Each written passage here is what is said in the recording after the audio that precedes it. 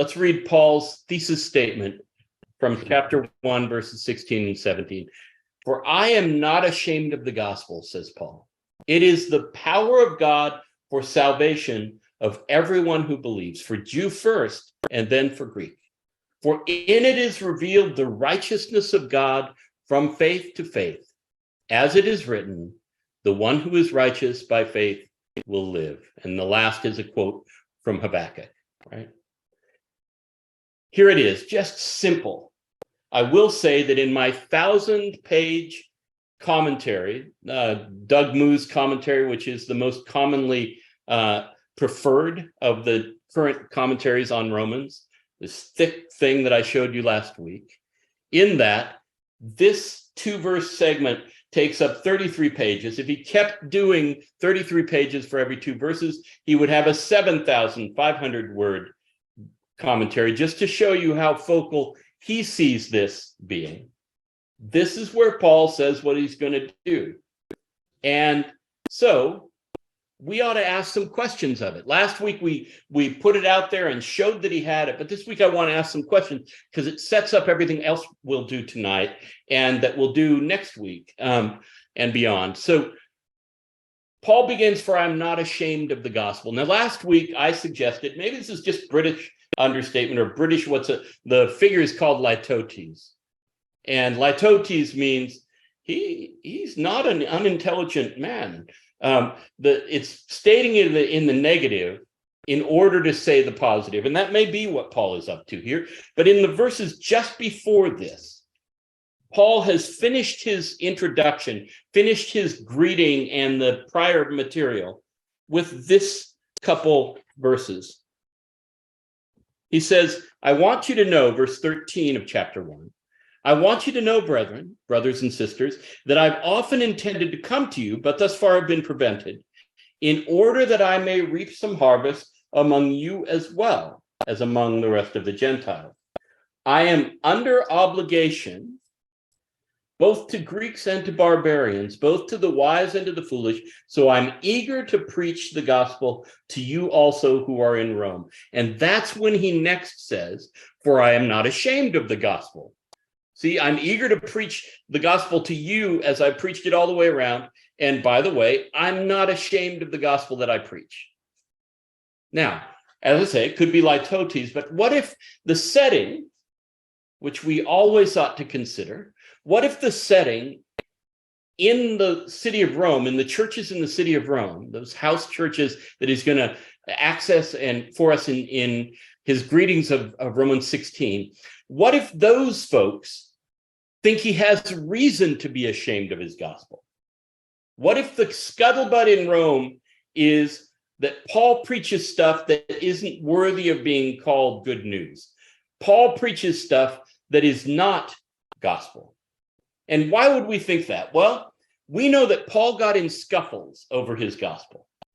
He wrote to the Galatians who had sort of at least temporarily slummed with some teachers who said, Paul got it wrong, and here's how he got it wrong.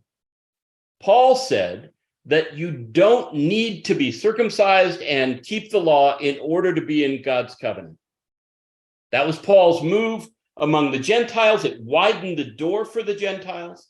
It was his firm conviction that that's the way God was going in the world, that what had been a covenant with the Jews was being radically expanded to include, as it says in the statement here, Jew first and then Greek, to include the whole range of humanity. We talked last week about how Greek sometimes and often with Paul means the whole Gentile world. So if that's what he got in trouble with in Galatia, we also see signs in this letter that he spends a lot of time on this issue of Jews and Greeks, that he spends a lot of time talking about the relationship with Jews and Gentiles as to priority in the gospel, as to are Gentiles and Jews a part of the same community? If so, how do we work that out? He's going to traipse through this whole letter, occasionally dropping some news about that distinction between Jews and Gentiles. So it's very possible that there is rumor in Rome that he knows about Remember in chapter 16, we looked at Chloe's people who are probably bringing the letter, but we've got a lot of folks who seem to have communicated things about Rome to Paul. And in fact, he greets a laundry list of people he knows, even though he's never been to Rome, right? So it could be the rumor, it could be the reputation of Paul that he has an unworthy gospel that doesn't properly hold on to the tenets of Judaism that should have made their way into Christianity, that he departs from continuity with the Jewish tradition and with the Hebrew scriptures, right? So it could be that Paul has a reason to assure them that he's not ashamed, and that the rest of the letter then becomes, in a way, his attempt to tell them, I have a gospel more than worth hearing and calling gospel, calling good news. Right. So that's a starting point for him. I'm not ashamed of this thing I'm going to tell you for the next 15 chapters.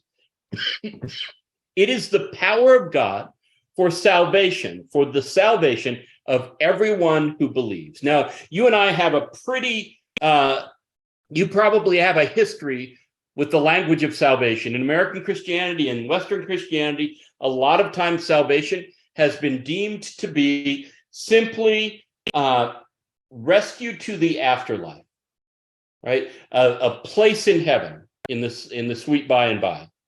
And we'll need to probe as we go through this letter. It's going to keep coming up. So we'll need to probe. What does Paul mean by salvation? The word in Greek, if it were in any other context, we would translate it something like rescue or something of the sort. Right? It's the power of God for salvation for everyone who believes, for Jew first and then Greek. We talked about how Jews and Gentiles keep coming up. For in it is revealed the righteousness of God from faith to faith.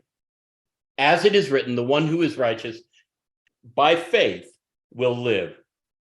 I want to talk about this revelation word. For in it is, and if we're really getting picky about the translation, it's a present tense. So in it is being revealed. It's a passive present tense thing. In it, the righteousness of God is being revealed, is better than just is revealed. Right? Can be happening now, or it happened before and still is the state. This verb is trying to say it is being revealed. And I want you to compare that to 3:21. If you can turn in your Bible to 3:21 of Romans, I want you to look at that place where the turn of theme happens, and we'll get to that next week, but I want to compare the tense of these two verbs because it's kind of important for what Paul sees himself doing. 3:21 says, but now the righteousness of God, that's what's right here, the righteousness of God has been revealed or has been manifest apart from law. That's a perfect tense. Why is that important? When we get to 3, it's going to be about the cross, something that happened in the past and continues to have bearing on what's going on now. But in chapter 1, in this page we're looking at right now, Paul is saying that in the preaching of the gospel, in the very thing he's doing to them, in telling them about the gospel, the righteousness of God is in live and in color being revealed to them, right? Do you see that difference? The cross has revealed the righteousness of God, but Paul, speaking of that whole story, is revealing it. This is how high Paul holds anytime he or you or I share gospel.